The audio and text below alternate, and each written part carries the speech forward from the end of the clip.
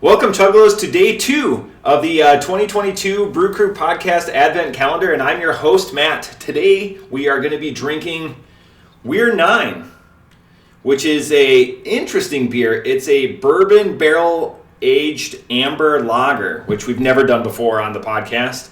JT and Chuggalos Phil just posted their video. I think they're gang recording these. You be the judge of that, though. And this comes from HiWire. The interesting thing about this beer, even though it's lagered and aged in bourbon barrels, so you would think automatically it's going to be a double-digit beer, this only comes in at a 7.2%, so it's going to be a little friendlier to the palate, I'm guessing.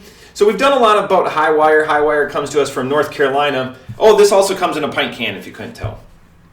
So we've done a lot on HiWire, and their circus acts and everything. I don't want to go too much, but the trapeze artist is the main takeaway of our main signature, if you will, of their websites. But also the main takeaway is that they produce really unique stuff, as witnessed by this a bourbon barrel aged amber. So this year again, when we went to Barrel House, we were like, give us something different, Dippas and sours are mine and JT's sweet spot, but give something that the Chuggalos are going to be like, wow, that is really interesting. So this is one thing that they came up with, and we only had to wait to the second day of the Advent calendar to get to it. But looking at their website, and again, you can find out more at HiWire Brewing. That's just HiWirebrewing.com. So it's not high like HIGH, but just HiWirebrewing.com. Is they wanted to brew beer that you could have on a regular basis, so not like the smoothie stouts, or smoothie style sours, something that you're one and done, but something that you can have a little bit more frequently, or crushable, or something that's just going to make your daily repertoire. That's why it's interesting. Like the first sentence about their story, a barrel-aged amber. Who in their right mind has thought of this? But it's interesting that it comes from the very creative and diverse minds of our folks and our friends at HiWire. So I'm going to go with the crack. Outshout, by the way, after I recorded last night, that both Chuggalo Stev and Chuggalo Mikey posted videos. So we've got a lot more participation this year. And I actually have, before when I go with the drink here, I have people that are participating and just sending me their notes. Wow, this is all bourbon. Again, JT and I have talked about often on the podcast how we both are fans of bourbon. We have multiple bottles each. It's got a really buttery but thin profile to it. So again, amber lager, a thinner beer, bourbon barrel, mostly associated with stouts. When you think, or that's the safe place in the brewing world. So the fact that it's an amber lager, something that doesn't have the ability to hide a lot of adjuncts like you would with a stout or an IPA. Amber, especially a lager, there's not a lot of body to it, to hide impurities or things that would taste off.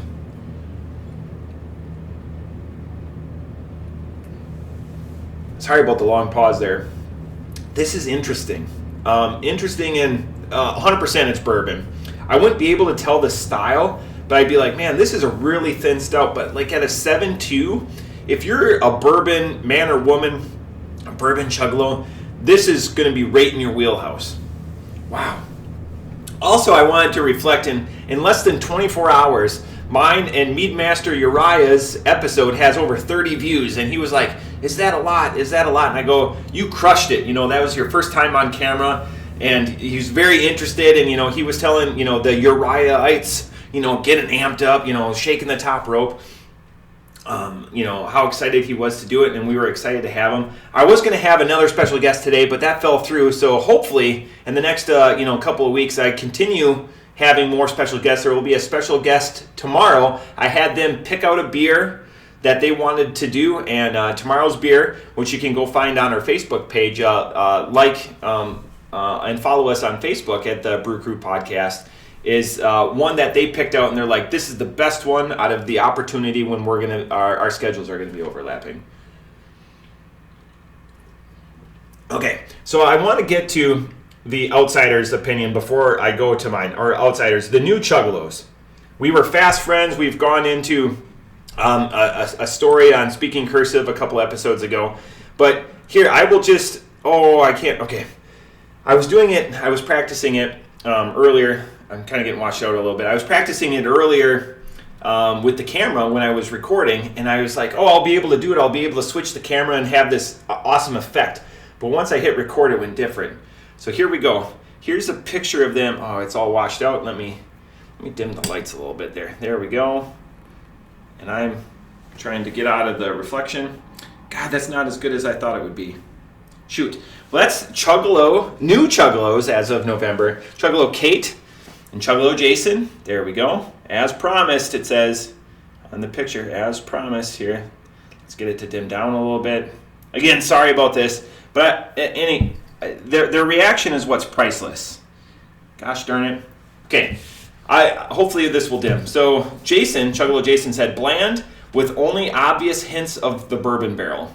He gave it a 1. So they're very familiar with the scoring system. They've become fast Chuggalos, and we thank them for their subscriptions. Kate goes, as exciting as a PowerPoint presentation about lockout, tagout, both engineers, so that's hilarious. I like bourbon. That is the only thing that this helps. ... Okay, I like my bourbon. I give it a 1.25. So these are both bourbon drinkers. They ordered a calendar late into the process, but I gladly got it to them. And that's a picture of them, and that's them drinking it this morning. So that's awesome. You can see the apprehension and the sadness. You got apprehension. Here we'll do the play-by-play. And then you got sadness on Jason. So that kind of worked out. It just wasn't the camera flip-flop. So again, Chuggalos from all over were coming together. It's nice to hear the thoughts. If you create videos, like I said, we'll upload them. JT and I will upload them. Just get them to us through our addresses, and we'll gladly upload them. I concur with them on the bourbon. I'm not going to be as harsh about it because the lagering is there. It's just a thinner, again, bourbon, stout. It's synonymous when you're talking beer. This is really crisp and clean. So that lager aspect, it just has a ho-hum, watered-down bourbon pairing to it because typically with bourbon barrels, there's another stoutier burnt or char or whatever to that molasses profile or something like that gives it a little bit more body. This tastes like a watered down bourbon. So like if you drink your bourbon on rocks like me, I'm an animal that does that, and you let it sit there for a minute or two. I think about when my father-in-law, Chuggalo Todd, and I have bourbon. Most of the time, if it's not Blanton's or a higher serving bourbon, you let it sit there, you add a little bit of water to it, almost give it the Scotch treatment, just because you want to be able to enjoy it more and cut that alcohol a little bit. Typically what they already do with spirits. This feels like you left it for like an hour or two, so it's still got some chill in it. There's obviously no ice, so there's nothing like clanging around on the palate. But it's just a really thin bourbon. The only reason that you get any sort of beer is more in the carbonation. So it doesn't go like straight down the hatch. It'd be hard to shoot this. Chuggalo Ryan would find an easy way to shotgun this. But I disagree with Chuggalo Jason and Kate. This has got a market. If you really like beer and bourbon, which I do, it's great. There's just nothing else to go along with the We're 9. It's an amber lager that I can't tell, but it's just got like a melted or a thinner bourbon body to it. Off the top rope, this is a conversation starter. On a conversation starter, this is a 5. But off the top rope, I'm going to have to give this a 3.25. I do enjoy it, but it could be so much more. Like maybe if this is like the start of a new line, I like what they're doing here, but like add a vanilla or something to it. Add like a gimmick. Because if this is what you wanted to deliver, I think this is very good, but it's a one of one. I could have multiple of these though. Like I could have 3 or 4 of these and like just sit and let it warm up. I'm drinking this like I would drink a lager, very cold. Which again, bourbon barrels, as Chuggalos Seth taught me, you want them to warm up a little bit. You'll get more taste out of it. Whether it's 5 or 10 degrees warmer than like an IPA or something that you're drinking ice cold just out of the fridge. So again, off the top rope, a 3.25. I really like the creativity in this. I like that we're having this day 2 and we're mixing it up. So we went from a DIPA to a barrel-aged bourbon barrel-aged amber lager, which is really neat. It's just, there's so much conversation. Again, that's why we do it. But appreciate you guys. Appreciate Jason and Kate sending me their notes and letting me put their mugs on the podcast. Hopefully they catch that later. But outside of that, day 2, 22 more days to go. Cheers.